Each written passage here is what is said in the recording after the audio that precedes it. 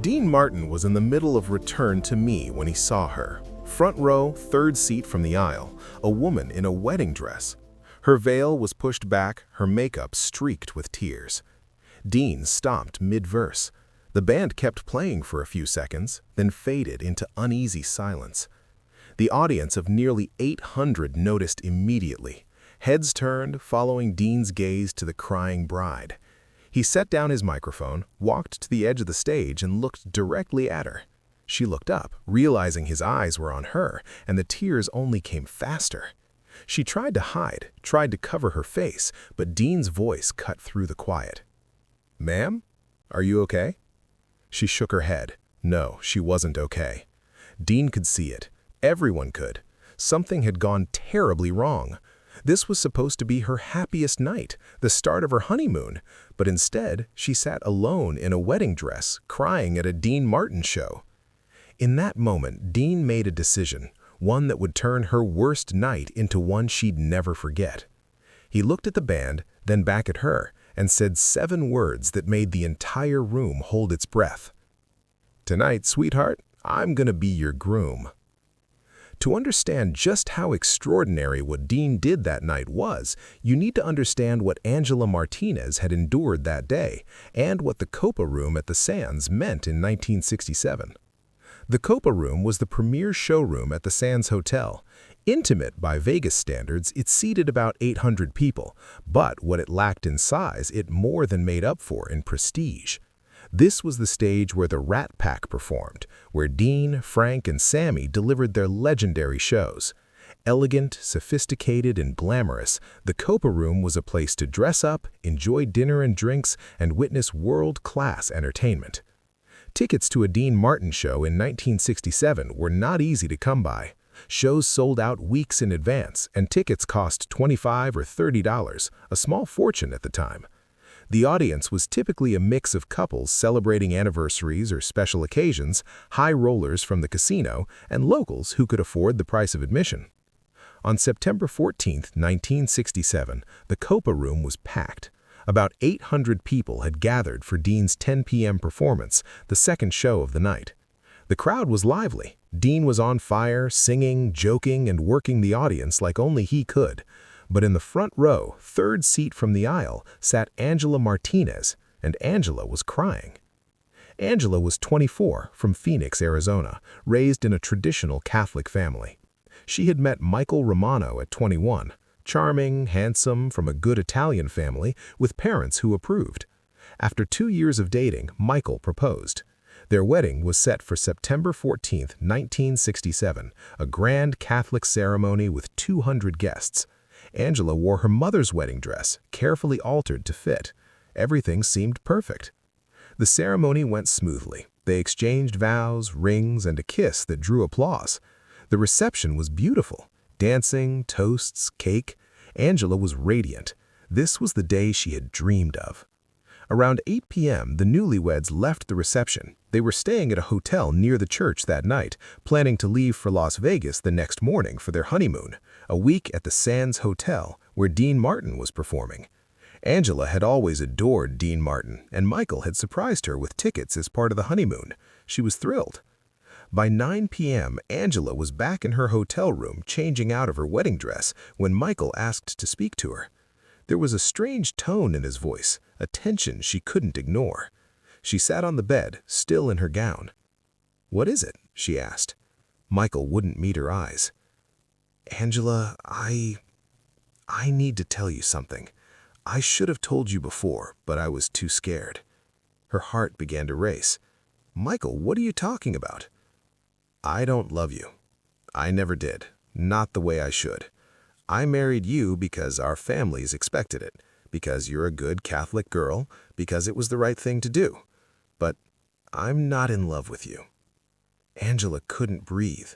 This had to be a cruel joke. "Michael, stop. This isn't funny." "I'm not joking," he said. "There's someone else. I've been seeing her for 6 months. I'm in love with her, and I can't do this anymore. I can't pretend." Angela stood, her legs trembling. "You've been cheating on me for 6 months while we were planning our wedding?" Michael finally met her gaze. I'm sorry. I know I should have told you before, but I couldn't. And now I can't go through with this. I can't go to Vegas and pretend to be happy. I can't keep lying. Angela felt as if the room was spinning. We just got married 4 hours ago. We said vows in front of God, in front of our families. I know, he said. I'm sorry, but I can't do this. He grabbed his suitcase, beginning to pack. Angela watched, frozen in disbelief. Where are you going? She asked, her voice barely a whisper. To her. To Jennifer. I should have married her. I'm sorry, Angela.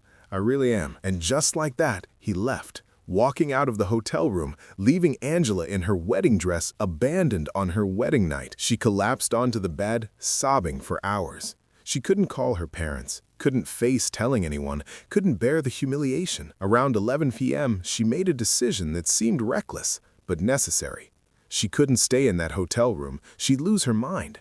Still wearing her wedding dress, she got in her car and drove. She drove through the night from Phoenix to Las Vegas, 5 hours of tears and silence. She arrived around 4 a.m., checked into the Sands Hotel, the very place she and Michael had planned to stay for their honeymoon, and used the reservation Michael had made, room 847. Angela slept for a few hours. When she woke around noon, the reality hit again. She was alone in Las Vegas, abandoned by her husband. The day passed in a haze of tears, emptiness, and confusion. By 9 p.m., Angela remembered the Dean Martin tickets. Michael had bought them for the show that night. 2 tickets. She looked at them on the nightstand and thought, I can't waste these.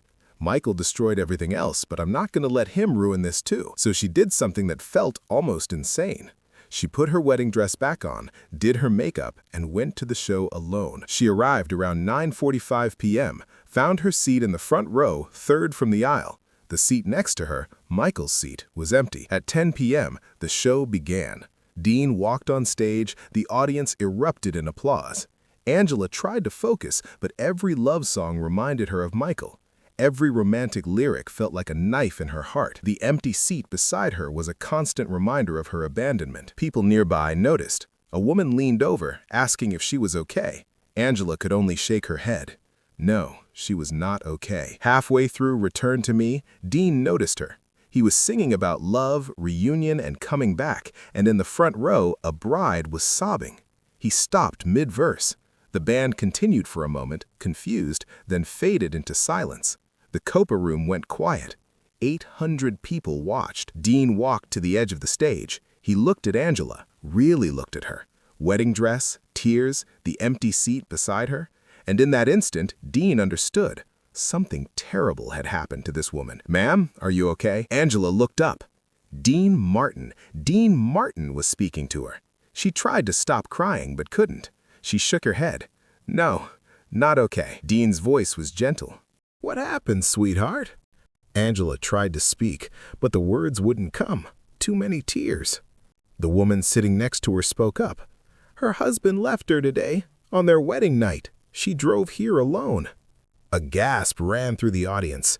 800 people reacting to the cruelty of it, the horror of it. Dean stood there, processing. His face went through several emotions: shock, anger, sadness. Then he made a decision. He turned to the band. Boys, clear some space.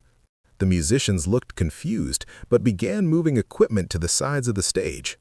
Dean turned back to Angela. What's your name, sweetheart? Angela's voice was barely a whisper. Angela. Angela. Beautiful name. Angela, I need you to do something for me.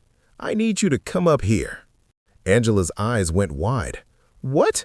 No, I can't. Yes, you can. Come on. Dean extended his hand. The entire Copa room watched, holding its breath. Angela didn't move. She was terrified, humiliated. Everyone was staring. Dean's voice softened, intimate, as if he were speaking only to her, even though 800 people could hear. Angela, listen to me. Your husband walked out on you. That's on him, not you.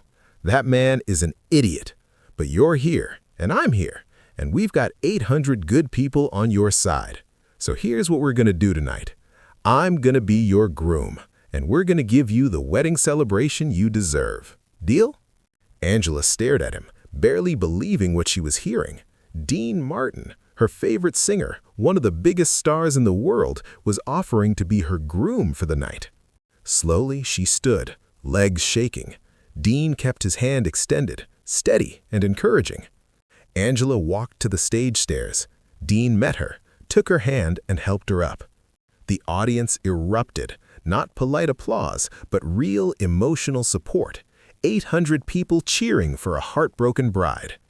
Dean led her to center stage. Angela looked out at the faces before her, all those people witnessing her heartbreak. She wanted to run, to hide, but Dean squeezed her hand. "You're okay. I got you." He turned to the audience. "Ladies and gentlemen, this is Angela. Today was supposed to be the best day of her life, her wedding day, but it turned into the worst day. Her husband walked out, left her alone on their wedding night. Can you believe that?" The audience reacted with boos, murmurs of outrage, empathy for Angela. Dean smiled, resolute. "So we're going to fix that, right now." Angela had come all the way to Las Vegas to see this show. She wasn't going to remember tonight as the night her husband abandoned her. She was going to remember it as the night Dean Martin danced with her at her wedding. Dean signaled the band. They began a slow, romantic song. He looked at Angela. "May I have this dance?" Angela couldn't speak. Tears streamed down her face again, but she nodded. Dean put his arm around her waist, took her hand in his, and they danced.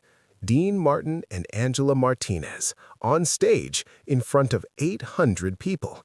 He sang not to the audience, but to her. Every word intimate, personal, meant just for her. As they moved together, something shifted inside Angela.